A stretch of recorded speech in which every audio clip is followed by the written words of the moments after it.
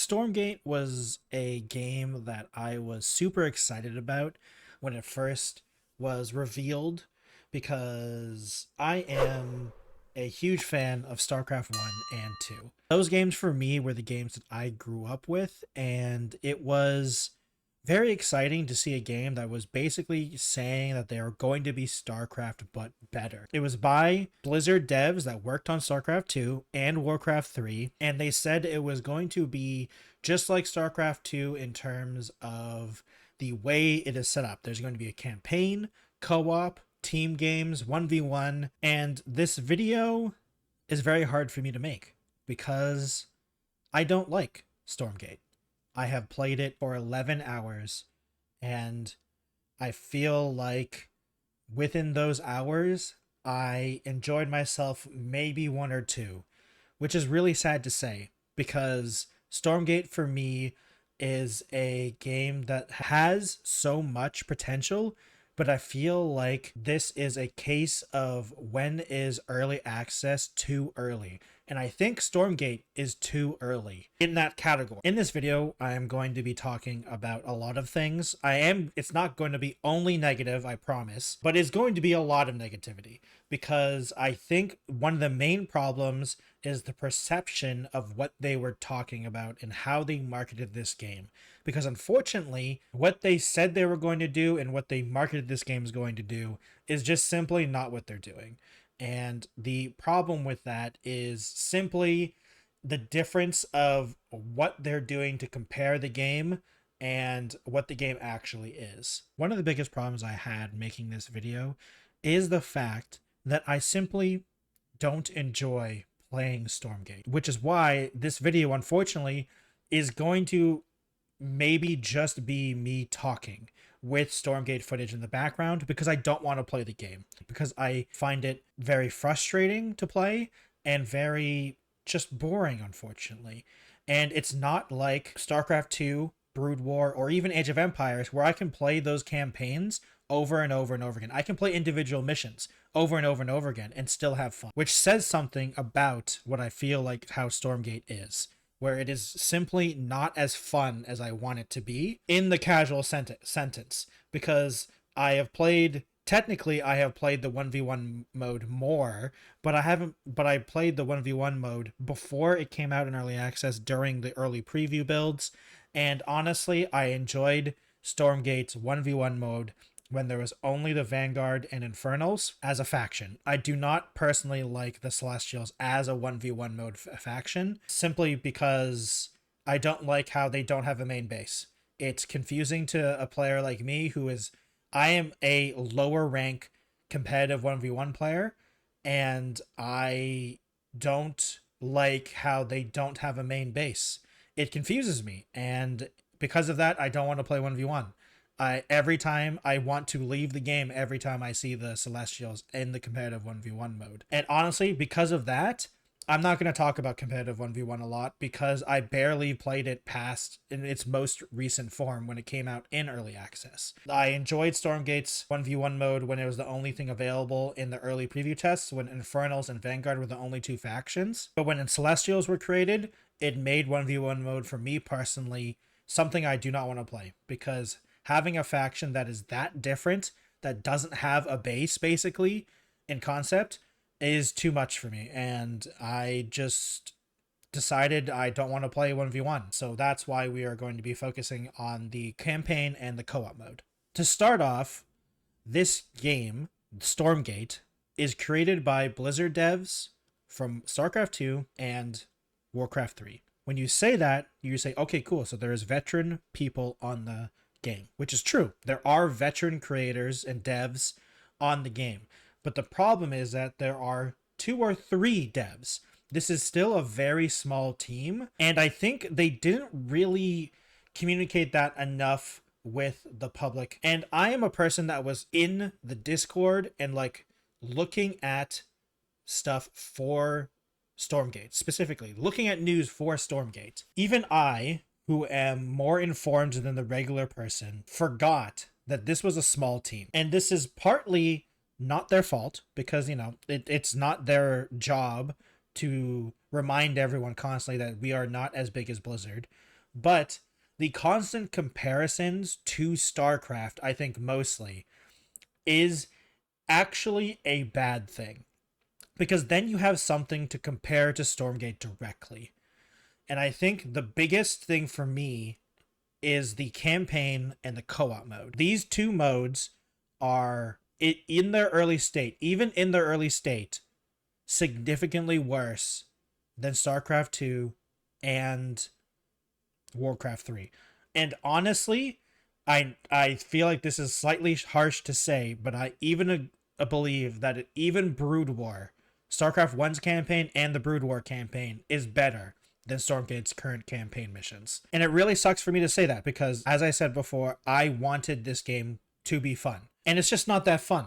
And it pains me to say this. And we're going to be going through the campaign, and I'm going to explain why I think the campaign missions are just not good. So as we look at these campaign missions, I do want to say one thing. I am totally fine with the graphics. As we go into these single player campaign missions, I'm totally fine with these graphics.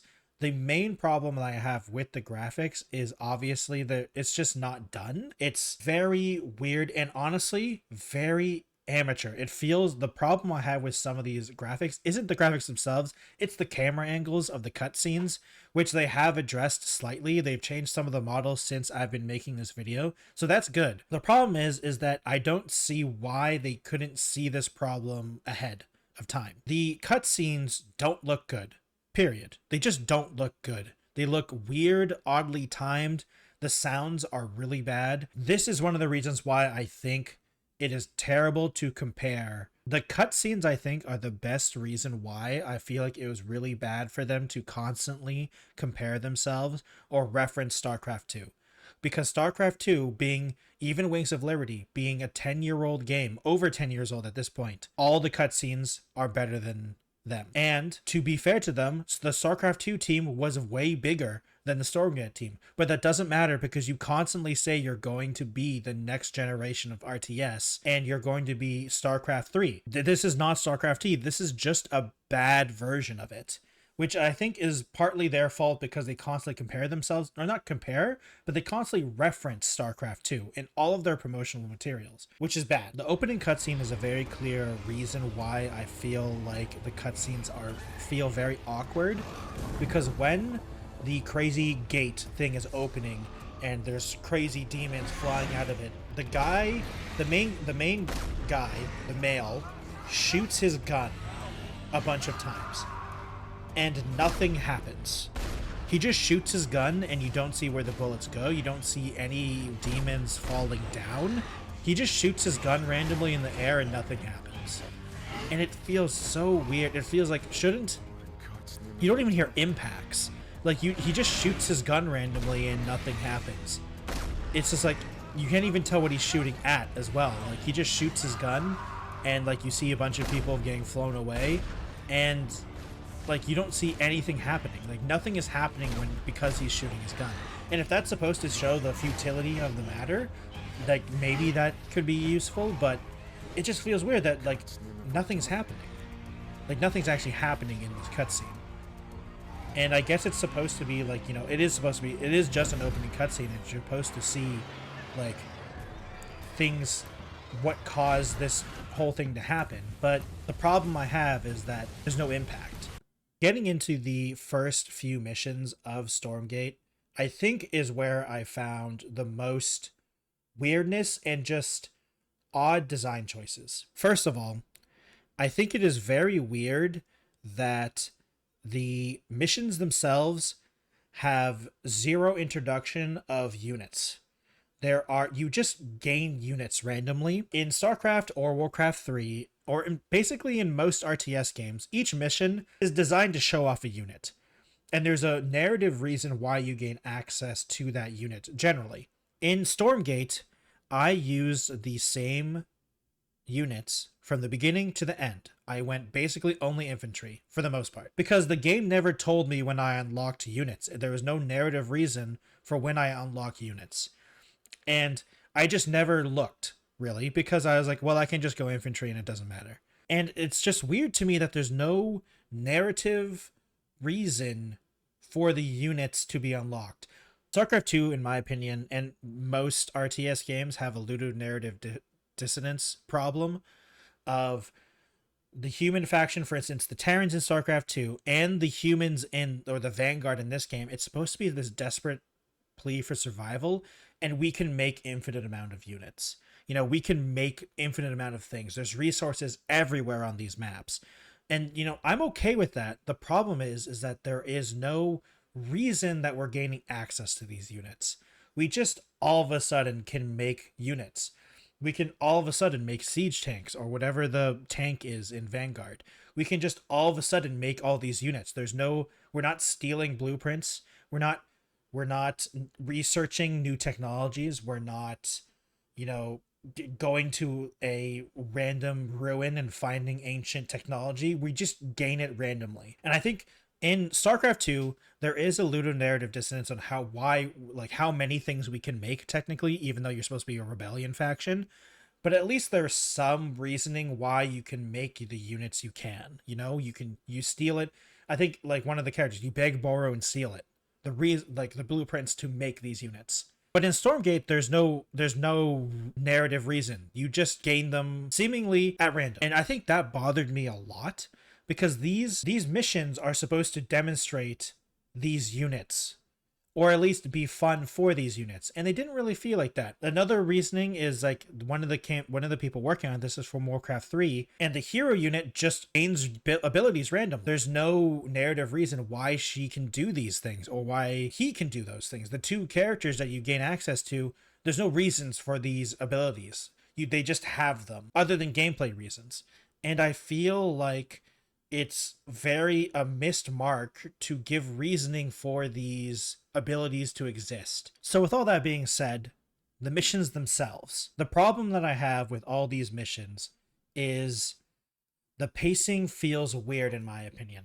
And I think it's also partly because that there is no real introduction to any new units. You just have to look yourself to see what you have new things to play with. One of the bigger issues that came up with me is that the Vanguard is supposed to be a ragtag human resistance because the Infernals are invading everything. And I never felt once that the Vanguard were being in any danger. I feel like there needed to be a mission where we're planning to do something and we get attacked without warning because of how many things are swarming. Because the Infernals are supposed to be swarming planets, and we're supposed to be in this desperate need for survival. But at no point do we ever get ambushed. Or if it does happen, I don't remember ever getting ambushed. And I think that's a big problem. Like the Infernals, in my opinion, were just not very interesting enemies.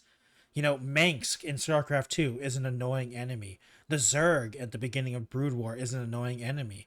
Even in Warcraft 3, the Orcs were big enemies. The Demon Legion was a really big enemy. They were dangerous. And it feels like the Infernals just aren't very scared. I'm not scared or intimidated by the Infernals because at no point during the story do I feel like the Vanguard are actually being surprised or being like it's supposed to be a desperate need of survival. Like there's at no point where I feel like we retreat and I'm not saying on normal difficulty everything needs to be a struggle, but even in the end game things of where, you know, at no point do bases get overrun. We never have to struggle to survive. And I don't mean that by gameplay aspect. I just mean that by narrative aspect. I don't really see any struggles other than it being told to us that they are in fact swarming us. But we never see that. And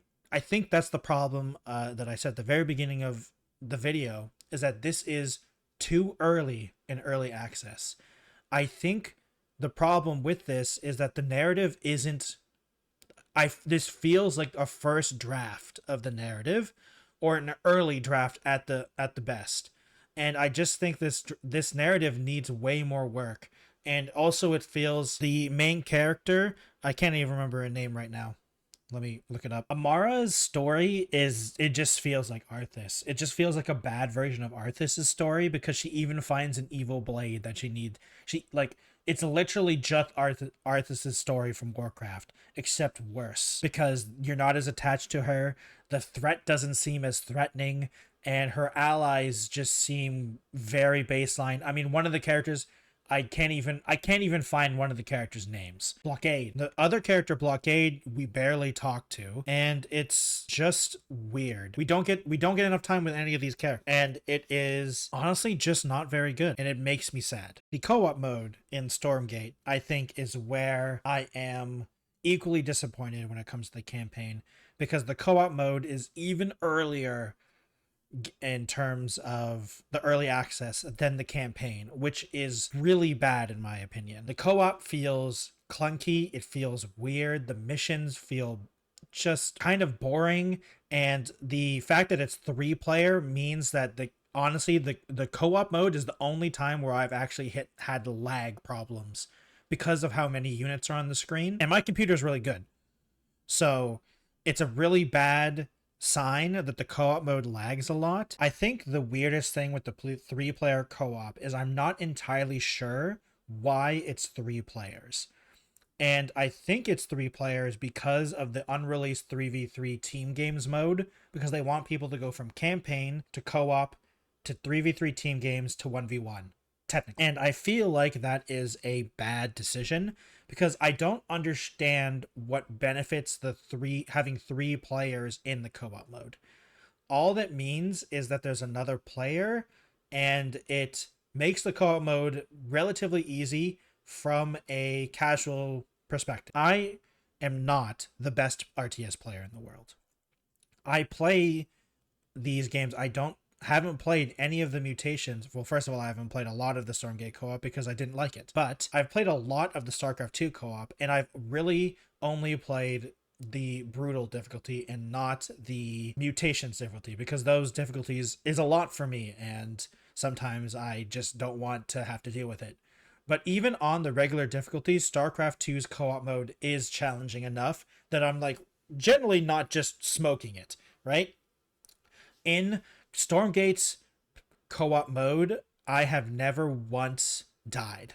I have never once failed a mission, and it feels weird to say that. There are times where I have left in the co-op mode, but that's because both of my teammates just leave. And I'm like, well, I'm not going to play a one player co-op mission. Like, I'm just not doing that. So I have left before, but that's because my teammates left. So I left, and that happened.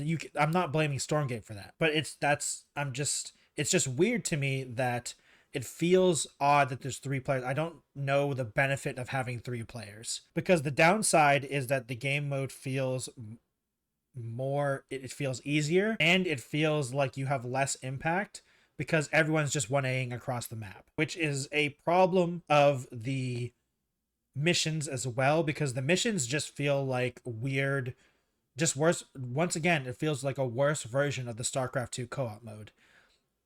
And honestly, from my perspective, it is a worse version of the StarCraft 2 co-op mode. And it's why I think this is too early in early access. And it makes me sad to say that, because the co-op mode was the thing I was actually most excited about in Stormgate, because, people can take or leave competitive 1v1 or team games, and the campaign for most people is just a one-time playthrough.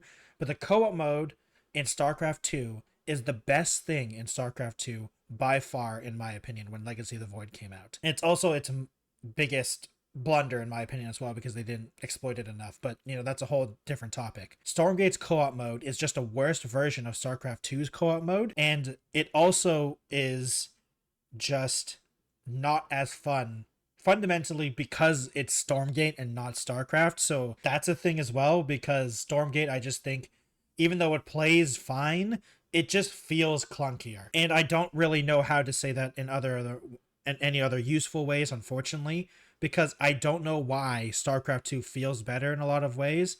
But Stormgate, to me, even though the units and everything that is smoother, it feels clunkier, and I'm not sure why. And I think a big aspect of that is what's going to be the next topic, which covers the campaign and the co-op, is the audio is terrible in every single way for all of the things. The voice acting, that's fine. What I mean by audio is the gun sounds, the explosions, the audio balancing is just bad. The last time I played the 3-player co-op mode in Stormgate, there was warp gates, and when you destroyed a warp gate, it literally blows out your ears. Like, I am playing on it is not maximum sound, and the sound of a building being destroyed is so loud that it hurts sometimes. And I don't know why. And this was, they might have fixed it. Like I said, I haven't played Stormgate in a while. It's not a good sign that even the audio balancing isn't correct. And I think the biggest problem is all the audio of the units, the gun sounds and the battle sounds is just bad. It's just not very well balanced.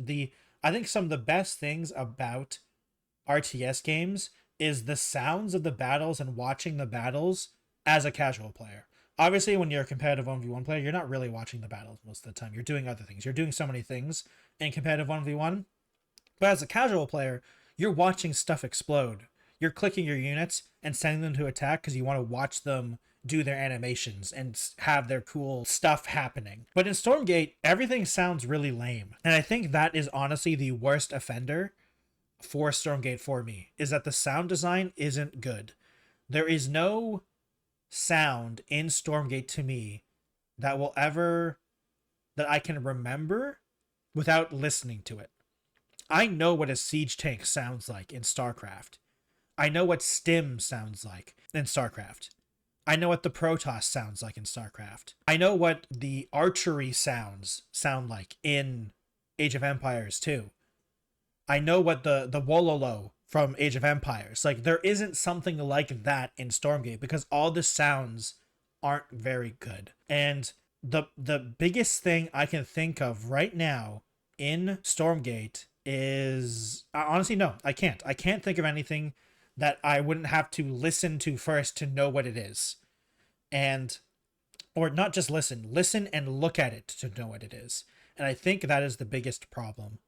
And the audio for me is one of the bigger problems, because me not being able to remember what things sound like, I think is a big problem for Stormgate going to be coming up. And Stormgate it's already not doing very well, which makes me sad. Like I said, even though this video has been very negative, I want this game to succeed because I really want another cool RTS game. But unfortunately, Stormgate right now is not that game. The one thing Stormgate has made me do has made me play StarCraft 2 and Age of Empires 2 again, and made me remember, wow, these games are so fun.